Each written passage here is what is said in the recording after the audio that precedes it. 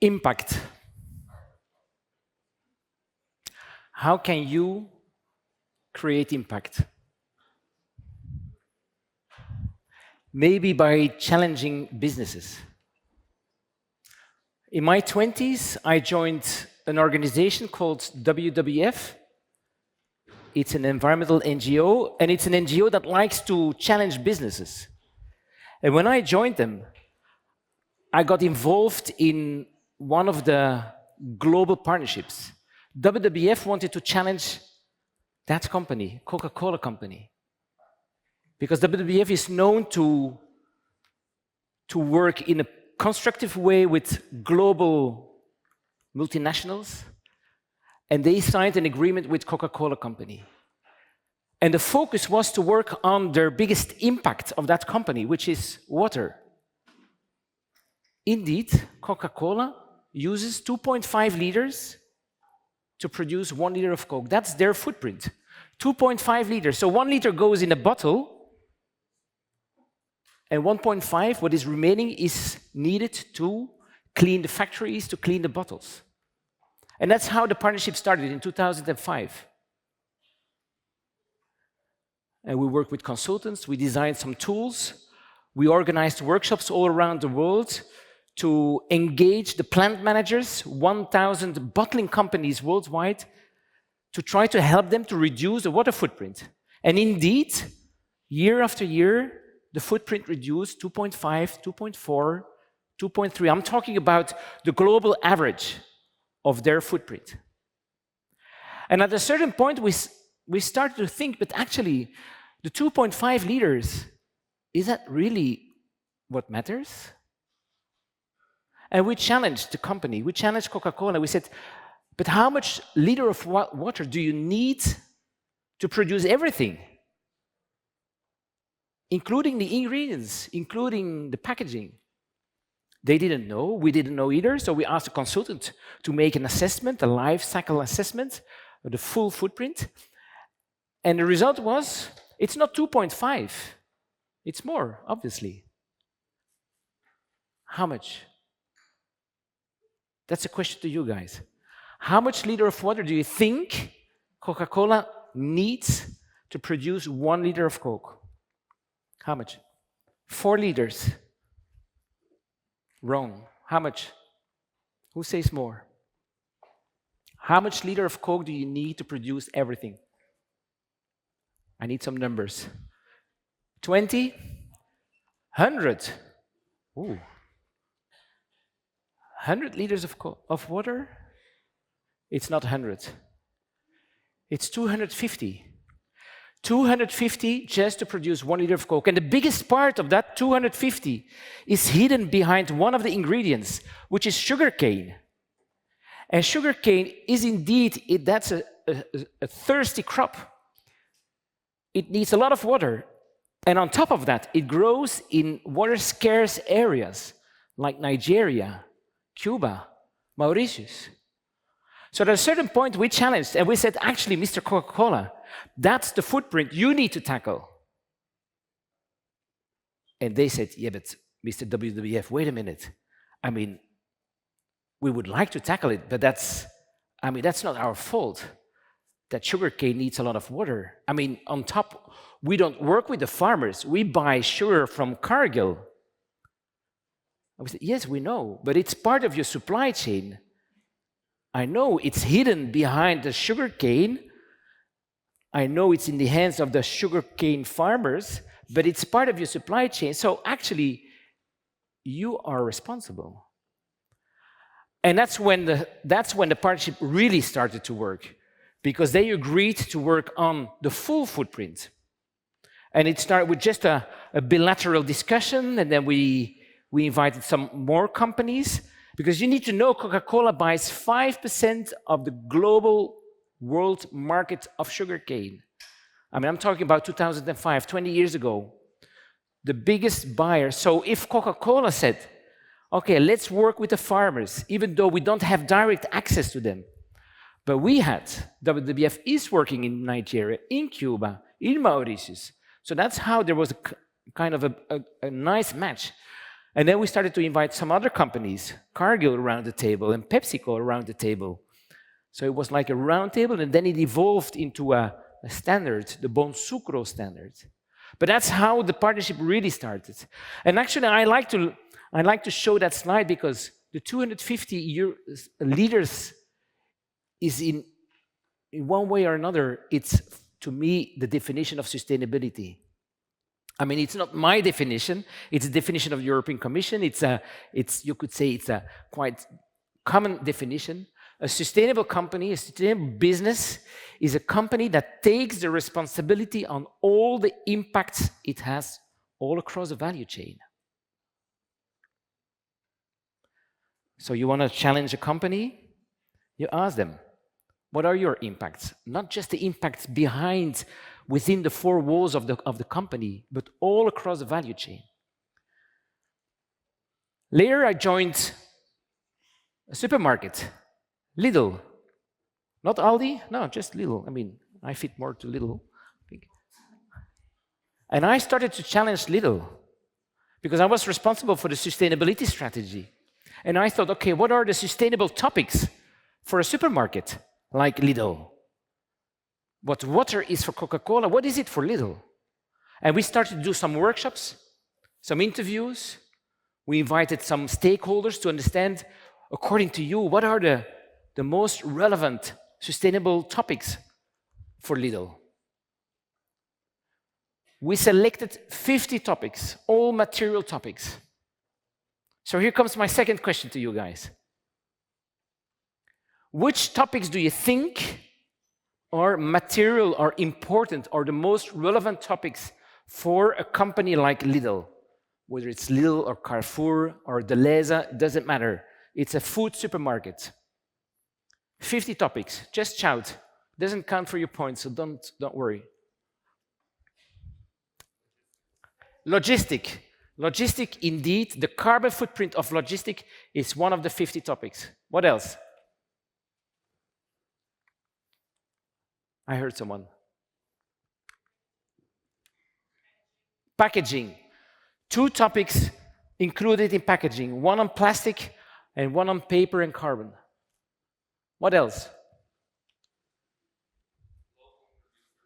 Local producer. Indeed, one of the topics was how can we increase as a food retailer the amount of products coming from local producers. What else? Food waste. Very good point. One topic was food waste. How can we reduce the food waste? And we defined a target, reducing 25% of the food waste within the next 5 years. What else? Affordable pricing, that's a good point. We didn't include it, but we worked on pricing, and I will tell you how we did it. Something else? What is the water for Lidl? Water is the biggest footprint for Coca-Cola. What is it for Lidl, for a food retailer? You're forgetting one huge area of impacts. Yes? Agriculture emissions, so you're talking about climate. So indeed, we had climate for logistics, and we have the carbon footprint of the products. But still, there is still something else.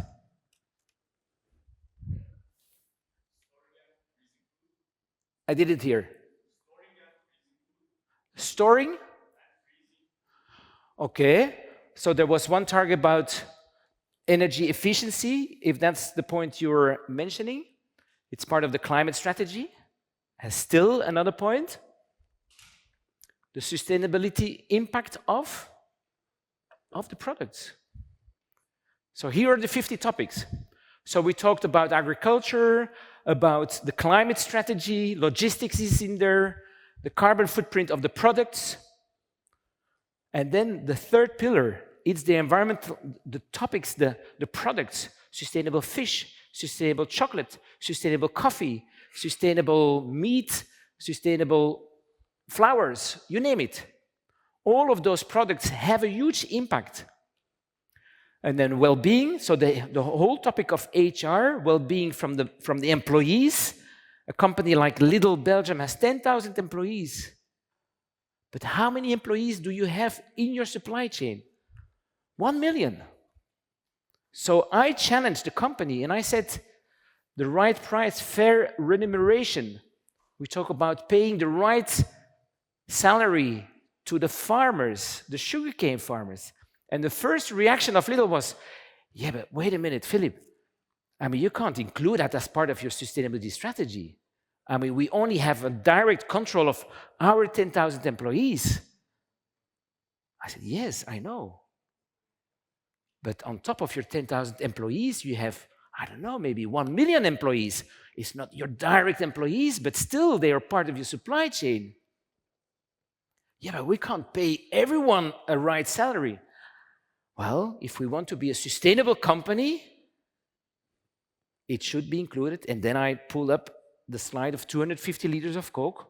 And that's how I could step by step start to convince the directors at Lidl to include topics like fair remuneration of the more than 1 million people working in our supply chain. Lidl, sustainability strategy. Big strategy. For each of those 50 topics, we define the target.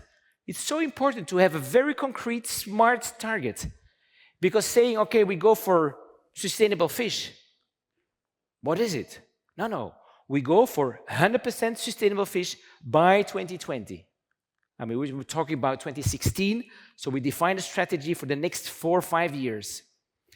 Having 50 targets, and my team was just 2 people. I'm the one sitting in the middle, and I have a junior colleague pushing me, and I'm surrounded by a few ambassadors, one for each department at Lidl. But in the end, that's not enough. So I got the proposal because I was reporting directly to the CEO of Lidl, and he told me, Philippe, with such an ambitious strategy, don't you need some more staff? I mean, if you want, we can hire a 3rd person.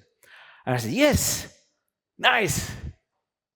No, wait a minute, no. No, I prefer to find people in the organization that will be responsible for each of the topics. For instance, what is your name? Katerina. You are the fish buyer at Lidl. You happen to be the fish buyer. I make you responsible, Katerina, for... just back. If you don't mind, I will make you responsible for the fish target. You see, sustainable sourcing, one of the 50 topics is sustainable fish. You happen to be the fish buyer, so you are the one negotiating with the supplier on the contracts, on quality and pricing. But if you don't mind, you're also responsible for sustainable fish. And Katerina, you accepted. You said, yeah, of course, I want to do that. And that's how we, in the end, we could identify 50 people, 50 targets, 50 topics, 50 people in the organization. And on top of that, what we did was Lidl had 1 CEO and 5 directors. That's 6 people. And it happened that we have exactly 6 pillars. So we appointed each of those directors as a sponsor of one of the pillars. So in the end, we had a bunch of people, around 70 people, all part of that sustainability strategy. So instead of having a team of 2 people, maybe growing to 3, we managed to have a team of 70 people, all one way or another, owner of a piece of the puzzle. And then we had to report. I mean, I don't like sustainability reports. I've read so many reports that in the end, I started to hate sustainability reports. And why? Because every time I read a sustainability report from a company, I felt, no, this is not true. I mean, 2 nice pictures, the graphs were too beautiful to be true. And in the end, you couldn't tell what is a strategy, what is a vision of the company.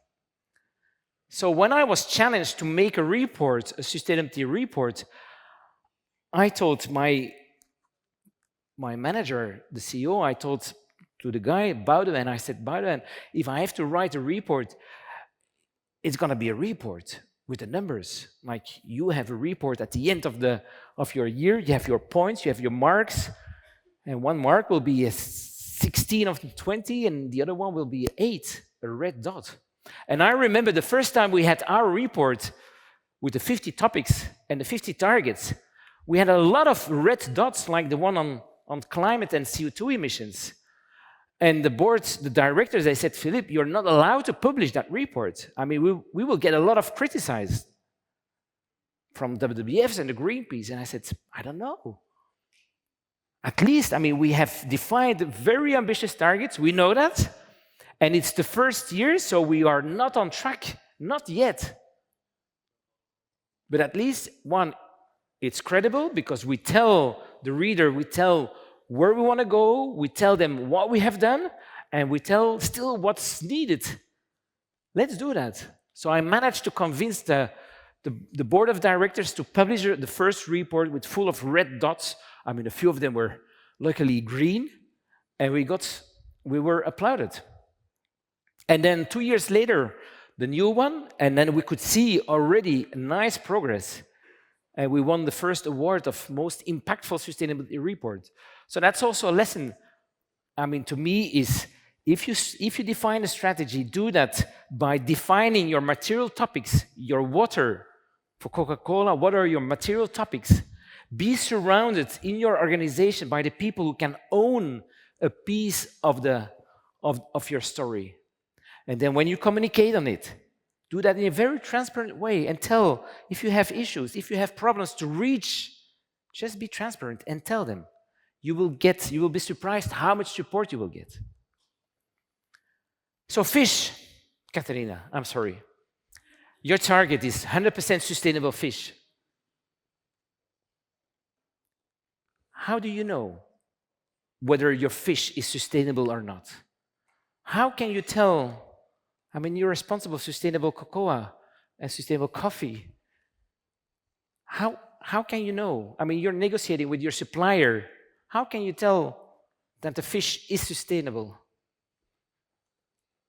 That's a question to you, Katharina, to everyone listening around the world. So I don't know if people online can pull up some answers. How can you tell you're working at the headquarters somewhere in Brussels or in Ghent, wherever, in Jakarta? How can you know whether something is sustainable? Who has an idea? Who has a clue? What would you do, Katharina?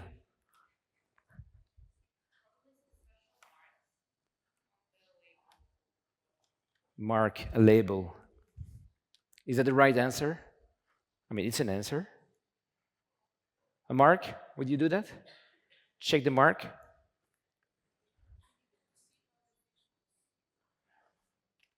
To see, so you would go and check, you would go to Scandinavia and check, I don't know. That's a way to do, go and check. But then you go there, you go to Norwegia, to Norway, and you check. But what do you check? No antibiotics. I mean, you're a salesperson, you don't know. So I think the other lady, I think that's the right answer. I mean, for when you work in a company like a food retailer, you don't have the time and the expertise to know whether something is good or not. So you need to rely on standards, on labels. But of course, there is a challenge, and I will show you, because which one do you need to choose?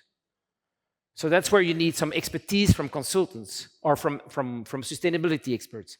So we decided to work only with the best, with the gold standards. So for fish, it's MSC and ASC. It's an independent standard, not commercial, with quite some high-level criteria on people and planet. And you will ask to your supplier, you said, okay, we negotiate on the price and the volumes and the quality. And you would tell them, and on top it needs to have the label MSC or ASC. And for wood and paper, it's FSC and PFC. For coffee, it's Fairtrade or Rainforest Alliance, the Green Frog. So we decided okay, let's work with those standards. And for fish, the target was 100% sustainable certified fish by 2020. And when we say 100%, it's 100%. The fresh assortment, 7 products. And it took a while for Katrina, at that time it was someone else, to get the negotiations round, to get everything well done, so to have all the 7 products certified MSC or ASC. And then the next category was frozen fish, 19 references. It took a while, but after 2 years, all the 19. Why is it important to have a target like 100% is sustainably certified, MSC or ASC? Lidl was the first one within the Belgian retailers, but also within, I think, all the retailers in Europe. The first one to be able to claim all the fish that we sell is sustainable certified. Why is that important? To be able to tell 100% sustainable certified. Who knows? Who has an idea? I mean, there are several benefits why it's good.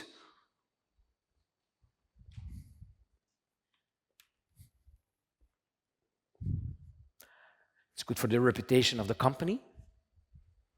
It's easy to communicate, 100%. It's not 50%, it's 100%.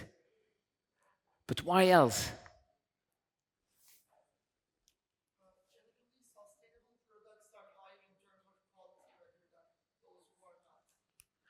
It's easier to move your whole assortment.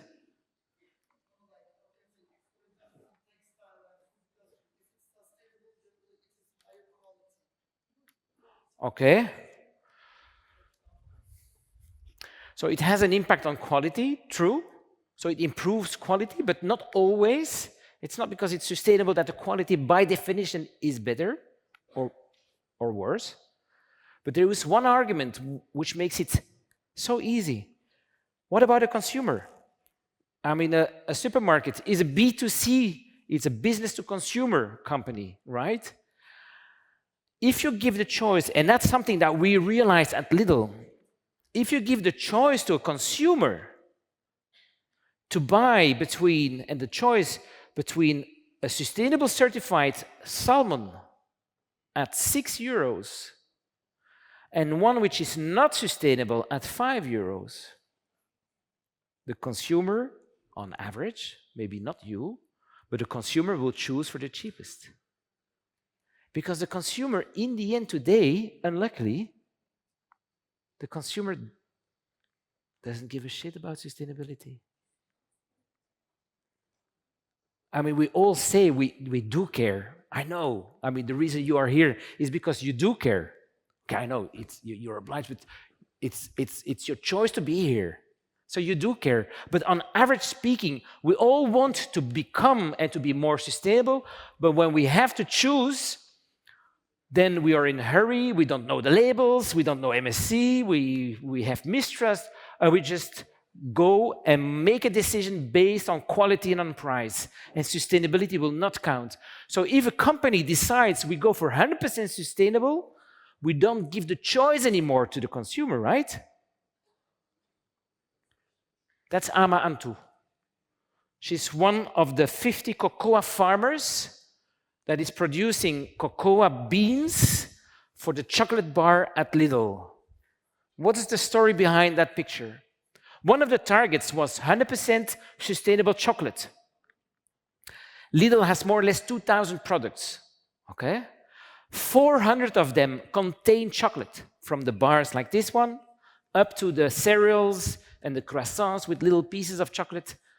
And the target at Lidl was everything needs to be sustainable certified. And then we reached the target. I got invited at a conference, and I was sitting in a panel, and I got challenged by a guy sitting next to me, and he said, 100% sustainable chocolate at Lidl? I don't think so. I said, yes. It's 100% sustainable certified, Fairtrade, Rainforest Alliance, UTZ, you name it. Yeah, but still. even if it's certified, you will still have cocoa farmers in poverty. I said, and then we started. I mean, it was a bit embarrassing because I was so proud to be able to tell the audience that Lidl, all the chocolate, all the 400 products of the chocolate were sustainable certified, and he was challenging me in front of 300 people that actually Lidl was not doing enough. And it happened indeed for chocolate, and that's something I didn't knew, that for chocolate there is still a gap between what a cocoa farmer needs to earn to be able to survive and to have a sustainable livelihood, and what it gets with even the best standards, which is fair trade. The guy happened to be the CEO of Tony Chocoloni, which is the gold standard amongst the chocolate bars. So that's when I came back to the office, the day after, to the chocolate buyer, not Katerina, it was Tom de Putte, and I told him, Tom, we need something like that. We need our own brand, Tony Chocoloni, living income. And Tom said, Philippe, please, break. I mean, I've been working with you for 1 year to get all 400 products certified, and now you're still complaining. Now you want to go one step further with a living income chocolate bar? Yes. Let's continue. I mean, the standard, it's not the end point. So we invited the CEO of Fairtrade, and we invited some other stakeholders, and then a few months later, we had the first draft product, and then we launched it. And today, it's not just 50 farmers. So we launched that product, which is a living income chocolate bar, being sold in Belgium and then in the Netherlands, and now it's in all 30 countries. How big is Lidl? Anyone has an idea? I mean, Lidl is a big retailer, we know. In Europe, is it within the top 10 retailers, top 20, top 100 in size, in turnover? Top 100? Top 10? Because in Belgium, it's just 10% of the market share, so it's not a big one. In other countries, in UK, it's 3%, in Spain, it's 5%. But they are present in every country in Europe, at least in Europe. So the sum of everything is, they're number one in Europe. They're the largest. And worldwide, I know we have like 30 countries listening here. Worldwide, the Schwarz Group, because Lidl is a Schwarz Group, is number 4. Walmart is number 1. The Schwarz Group is number 4 worldwide. So it's huge. And I was starting with a small chocolate bar in Belgium for 50 farmers, Ama Antu being one of them. And I was swimming against the stream because the headquarters at Lidl said, Philippe, you're not allowed to put that on the market because everything is sustainable certified. So we're cool, we're clean. If you put that on the market, we will get a lot of complaints from stakeholders, from Greenpeace. They said, oh, but so Lidl can do a Tony Chocoloni chocolate. So what about the remaining 399 references? I said, no, they will applaud us. Let's try. So, I mean, I was not allowed, but we still did it because my boss, he said, Philippe, we do that. We bring it on the market. And then the Netherlands said, yes, but we want that. And now, today, it's being sold in all countries. Way to go chocolate. And now there is way to go coffee. There's way to go fruit juices, cashew nuts. It's all going one step further than the standard, which is paying a living income or a living wage to the farmer. So that was impact. I mean, I didn't realize I was starting to build a very small story of 50 farmers as a junior within Lidl, and in the end, the impact was quite huge, quite inspiring for other retailers as well. When I talked about not giving the choice anymore, I mean, that was a policy, a very conscious policy of Lidl. If we can make a product range sustainable, let's not do that just with one product, like a super sustainable organic product and all the rest is not sustainable. No, if we work on sustainability, let's try to make a whole range at one time. Everything is sustainable. All the fish sustainable, all the bananas sustainable, all the chocolate sustainable certified. Why? Because then we don't give the choice anymore to the consumer. Because if we give the choice, then sustainability will lose. And why is that? Because the consumer is puzzled or doesn't know where to look at. I mean, you are becoming sustainability experts, but even you don't know all those standards. And this is just one snapshot of what is available. It's a tenfold of that. So how can you know as a consumer, you're in a retailer, as a consumer, how can you know which one is good and which one is bad? Some of those standards are top-notch, state-of-the-art, like the MSC on fish, it's somewhere, and a Fairtrade, obviously. But dolphin-free tuna, that's bullshit. I mean, in the 80s, it was meaningful, but in the meantime, now, Friends of the Sea, I mean, it's an empty box. There is no standard behind, there is no control, but still it's being used. And then on top, what makes it more confusing is that companies often are not really, I mean, they're very smart, but they don't play the game with the right rules. So they have a lot of confusing claims. For instance, I mean, these are just 4 examples. Oreo, everyone knows Oreo. It's coming from one of the biggest food companies in the world, Mondelez. And Mondelez, they have a huge sustainability program. Hundreds of millions of euros goes in that program. Fantastic. Reforestation, building schools, you name it.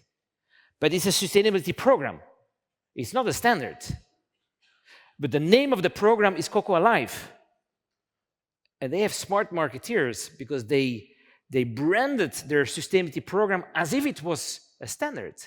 And now on the package, they say, it's a sustainable product, Cocoa Alive, 100% sustainable certified, which is not true because they don't pay the farmers the right price. So that's a confusion. Tomorrow in Europe, they're discussing about the Green Claims Directive. Mondelez will not be able to do that anymore. But you as a consumer, you see Oreo and you see 100% sustainable sourced cocoa. Yeah, I guess it's true, but it's not. The second example, I mean, that's a family-owned, it's a family company, coffee company. I don't know the company. It's B Corp. B Corp is the best of the best, but it's a corporate program. It's like Fairtrade for chocolate. As a company, you can be B Corp certified. A company, not a product. So it could well be that the coffee farmers don't receive the right price, but as a company, you're value-driven, etc. So that's confusing. The third example is one from Lidl, also confusing, because on every package that has the official Fairtrade standard, they have developed their own Fair Globe label. So it's not greenwashing because they only use it every time there is the official Fairtrade label, but there is no need for the consumer to have 2 different standards, 2 different labels, logos. It's confusing. There's no need. It's a battle I lost because I tried to get rid of the Fair Globe. And then the third one is a chocolate product from Colruyt. It's one of the Belgian retailers. I mean, 5 labels, 5 logos, Boni, and then you have 4 of them, all right labels. But it's so many information on the package. So if you have a consumer who cares and who wants to know what's behind, I mean, he needs at least 1 minute to understand all the logos, all the standards. So that's also a reason why sometimes it's very consuming. And on top of that, I mean, confusing because we have a lot of logos, a lot of standards, confusing because some companies do not play the rules the right way, and it's confusing because sometimes we have some prejudices on topics like plastics. I mean, we love or we hate plastics. So that's, I mean, it's a very small quiz. The question I have here is, which one of the 2 packages has the lowest environmental footprint? The one which the recycled paper bag, and on the right side you have the single-use plastic bags. So single-use, you can only use it 1 time because it's so thin. And when I talk about environmental footprint, it's really calculated by experts doing a life cycle assessment from A to Z, including from the materials up to the waste. So who says the paper bag, recycled paper bag, has the lowest environmental footprint? Hands up. Who says it's the paper bag? Who says it's the plastic? A little bit more of paper, but for the next question I want everyone to answer. The plastic bag has a footprint 7 times lower than the paper bag. And why is that? Because the whole industrial process to recycle paper costs a lot of energy and a lot of water. 7 times more when you just look at the environmental footprint, 7 times more. But when you will see in a retailer, you see paper bags, recycled paper bags, and you say, wow, that's a sustainable company. And on top you will see, we switched from plastic and we reduced 79 tons of plastics. It's true, they reduced 79 tons of plastic. But from an environmental point of view, it's a step backwards. Another one. You have 2 cucumbers. It's coming from the same farm. One is bulk in the supermarket. The other one is wrapped in plastic. So the question here is not about the packaging. It's about the packaging plus the product. So the combination of the product, packed or not. Which one has the lowest environmental footprint? So who says the cucumber on the left side without plastic? So you need to choose. You need to choose one of the two. Who says without plastic? Who says with plastic? Just a few, just a few. You were very confirmed. Do you know why?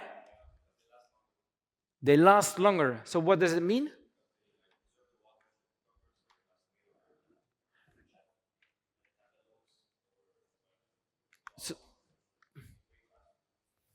So it's food waste? That's true. The cucumber on the left side, you will remain more or less 1 week in your fridge. The one on the right side, 3 weeks. Okay? So if you buy, so that's first element. The second element is the amount of energy and water and surface, the amount of everything you need to produce the cucumber food is 100 times more than the packaging. So if with the cucumber on the left side, you just throw away one small piece because it stays there for 1 week, 2 weeks in your fridge. You throw it away, you will have caused an environmental impact much bigger than if you would have eaten it completely. Of course, not the plastic. 3 weeks. That's why the one on the right side. So the worst you can do is you buy the cucumber with plastics, and then you arrive at home and you throw away the plastics. You keep the plastic because it lasts longer. What about the peppers? Which one has the lowest environmental footprint? The one on the left? Hands up. The one on the right with plastics? What about you? So the question is, does the plastic have a positive impact on the shelf life? In this case, not. No impact. So the one on the left side is better. The plastic doesn't make the lifetime, the shelf life of your product longer. And what about cookies? Will the plastic have a positive impact on the shelf life of your product? You're hesitating. I think you're students. Because when you buy cookies, you just eat the whole package in one time, right?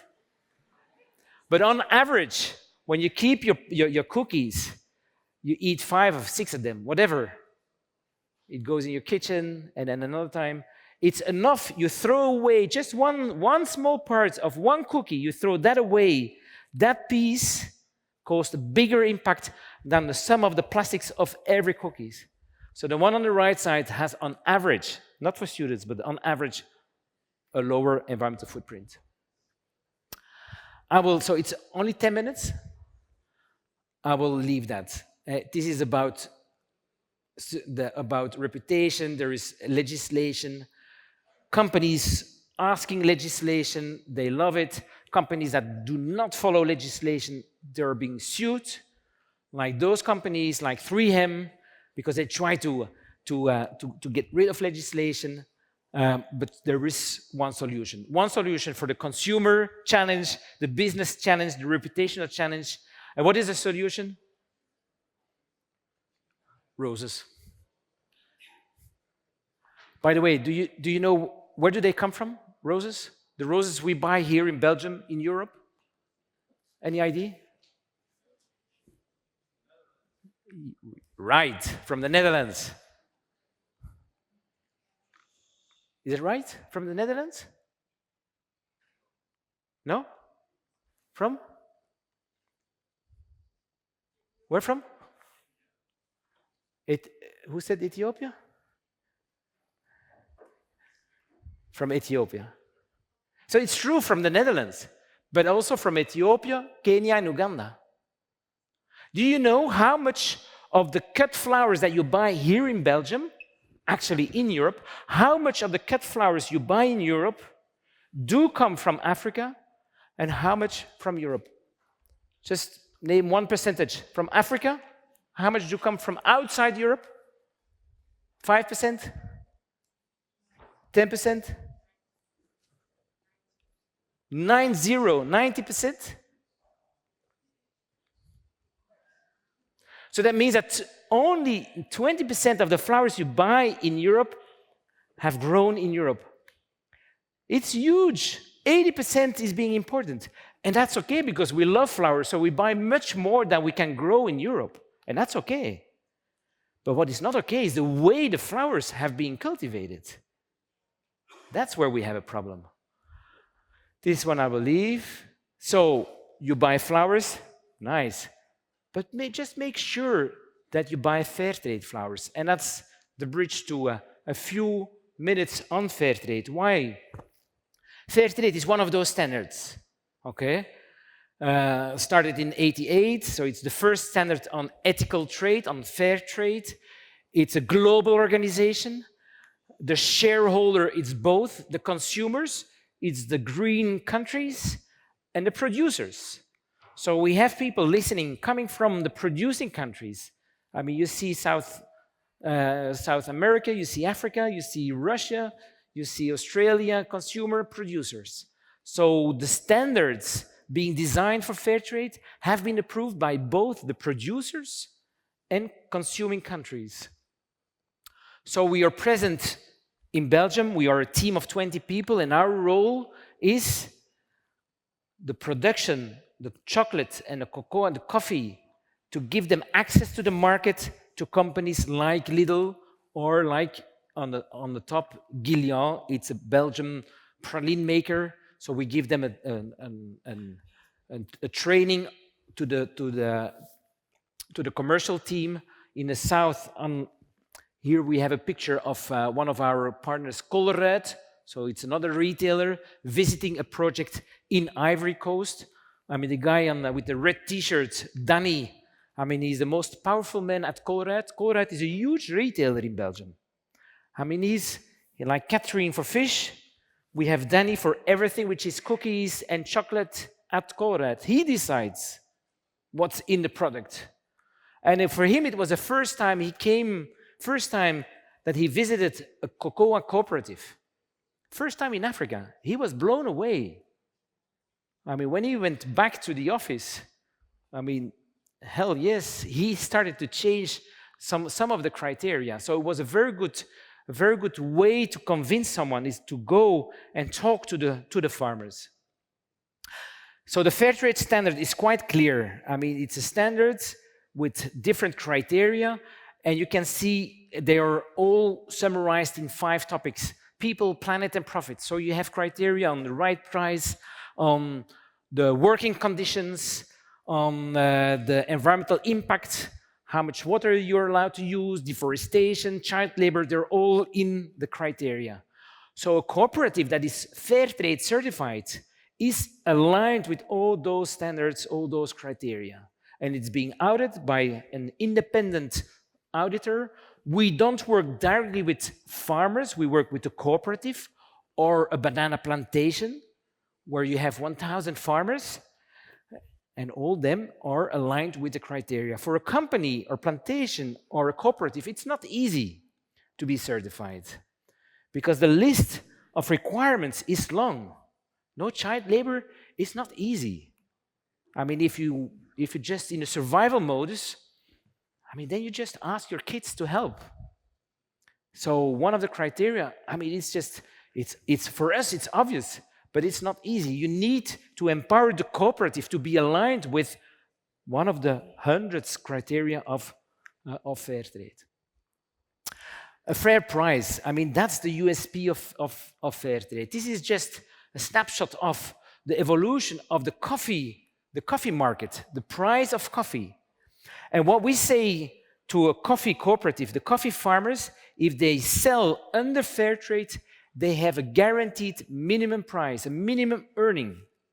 And why is that? Just to be able to cover the cost. And why is that important? Because a coffee farmer, I mean, you need to see it. They have like 1 hectare, 100 bushes. Every day, they just harvest the coffee beans. They arrive to the center point with a bag of 50 kilos. I don't know. And the price they will get is a price that has been decided on the stock market of New York.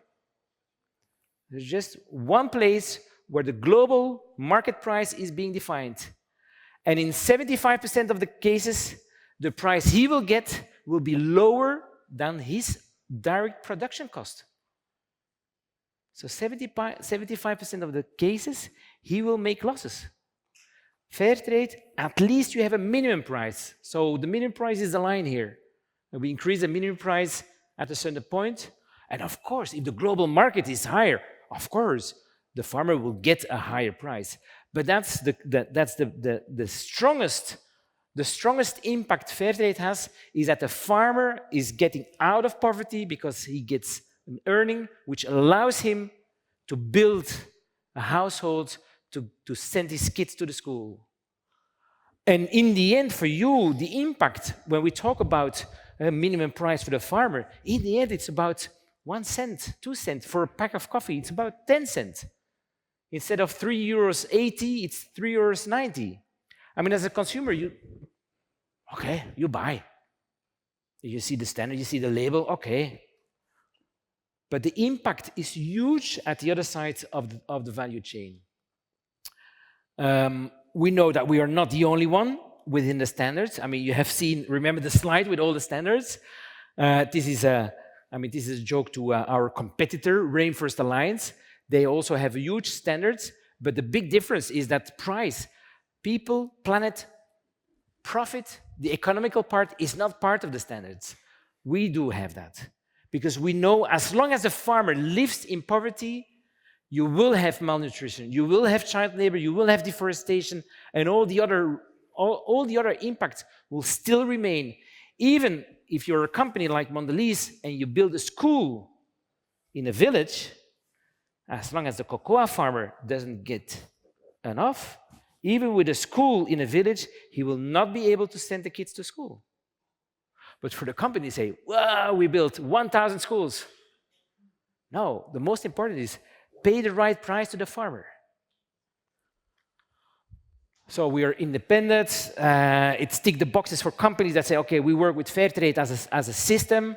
It's a way for the company to help, to get SDGs aligned, legislation aligned. And this is my last few slides. I visited a flower plantation because I talked about the 80% coming from Ethiopia and Kenya. I was in Kenya and I was visiting one of the 50 Fairtrade certified farms because I'm speaking so many times about the flowers, but I've never visited one. So I was in Kenya a few months ago and I visited a farm, a Fairtrade certified farm. I mean, you have to see it. It's a commercial company, 1,500 farmers. do work, no, workers, not farmers, workers. And it's a full, I mean, you see all the, it's not just roses, it's sunflowers, it's eucalyptus. I mean, and you buy them at Lidl, and you think, I mean, it's winter, you buy them and you think, okay, they come from, I don't know, maybe from Spain. No. They have been harvested 2 days ago at the other side of the world, in this case, in Kenya. And then I started to talk with a few workers. I mean, you need to know, the definition of extreme poverty is $2.15 a day. That's the definition by the World Bank. So I asked the people, how much do you earn? And they said, in a normal flower plantation in Kenya, and Kenya is one of the most developed countries in Africa. In Kenya, there is a collective bargaining agreement with the flower industry. In Kenya, a worker earns 1.9. I mean, that's the official salary. I said, 1.9? But the definition of extreme poverty is 2.15. In Kenya, a worker earns $1.9 a day. And at a Fairtrade farm, 2.7. That's why they're so happy. So I talked to Paul, one of the guys, and I said, you must be a lucky man. But still, 2.7. How the hell do you survive? I mean, you're a happy man because you live, I mean, you work in a Fairtrade certified farm, but still. I say, yeah, but you need to know, Philippe. I mean, we get a lot of benefits. What benefits? Well, my role, my job at the plantation is pest controller, pest scouter, but I'm also a taxi driver. Taxi drivers, yeah, and it's Fairtrade, it's the premium that allowed me to get my driving license, and now I'm a taxi driver. I said, but taxi driver at the plant, because it's 60 hectares, it's a huge plantation. No, at home. I said, but how do you combine? Well, Philippe, okay, just let me explain. I mean, we start to work at 7 in the morning. We do our 8 hours. At 4 in the afternoon, we go home, 30 minutes on the bus. Then I get the kids from the school. And then I start my second job, taxi driver until 9. And with that, I earn not 2.7, but $6 or $8 a day. I'm a lucky man. I said, whoa. And what about you, Eunice? I mean, that was one of the other ladies. What is your second profession? She has allowed to build and to get some studies on to get to how to run a small business, a fruit and veg shop. And in the case of Esther, she's a baker. Her second job is a baker, all with the support of Fairtrade Premium, allowing them to get a second profession. So that's one of the topics, one of the examples that they explained. So we have a minimum salary, and on top we get benefits such as professional training. And what else do you get? I asked. Scholar fees. I mean, you want to send my kid 12 years, 30 years to a secondary school, it's too expensive. Do you know what's the entrance fee in Kenya? 1,000. In Belgium, it's for free. I mean, I know that, but it's like, yeah, we know it's free. In Kenya, it's 1,000. I mean, if you earn $1.9 a day, impossible. Fairtrade is paying them, I mean, if you're a good worker, and then they invest in a cancer center. I said, but a cancer center? So it's funded by the Fairtrade Premium. Why cancer? Because there is no cancer center in the whole province where the plantation. But why would you invest? Because there is a need. I said, why? Philippe, the flower plantation, it's huge of pesticides.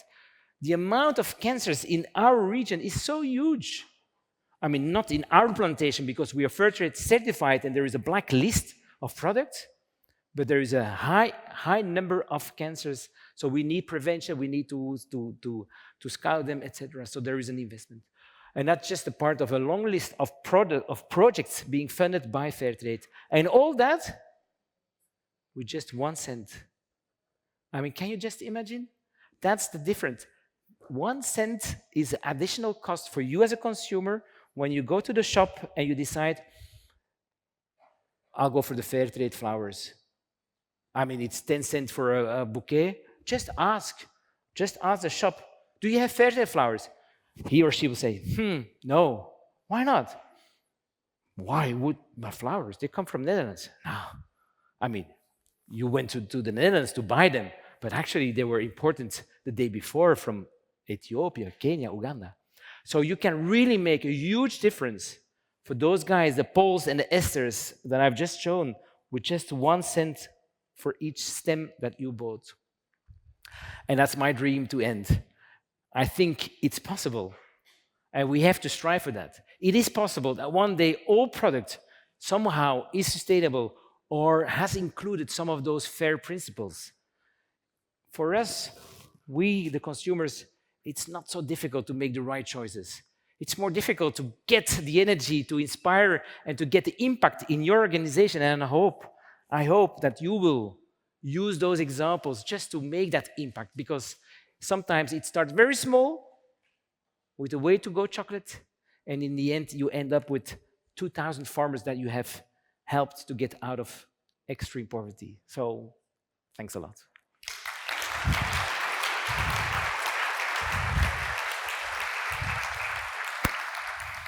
Yeah, thanks a lot, Philippe, for a beautiful story.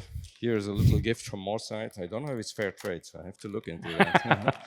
Unfortunately, we don't have time for questions, but you can send questions to Philippe. You can ask him here. So don't hesitate to do that. We have some questions online, but we'll make sure that he gets them. You have a couple of minutes, because by 11:30 we want to be back and listen to a final wrap-up before you can go. I'll stay a few minutes here more, so if you want, we can chat. You can always tackle him directly, no problem. Thank you very much. Thank you.